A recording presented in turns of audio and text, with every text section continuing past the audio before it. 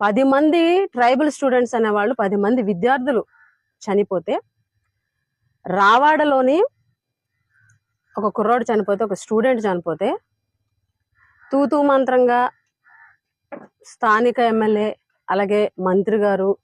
స్థానిక ప్రజాప్రతినిధులు అందరూ వెళ్ళి తూతూ మంత్రంగా మాట్లాడేసి, ఇప్పుడు ఎలక్షన్ కోడ్ ఉంది కాబట్టి ఆ కుటుంబానికి న్యాయం చేయాలంటే మేము ఎక్స్గ్రేషియా ప్రకటించలేమని చెప్పేసి చెప్పడం జరిగింది. సరే, ఎలక్షన్ కోడ్ అయిపోయింది, అసెంబ్లీ సెషన్స్ ఉన్నాయి, అసెంబ్లీ సెషన్స్ తర్వాత వచ్చి ప్రకటిస్తారని చూస్తే అసెంబ్లీ సెషన్స్ తర్వాత కూడా వచ్చి ప్రకటించలేదు. కేవలం ప్రభుత్వ నిర్లక్ష్యం వల్ల, అక్కడ ఉన్నటువంటి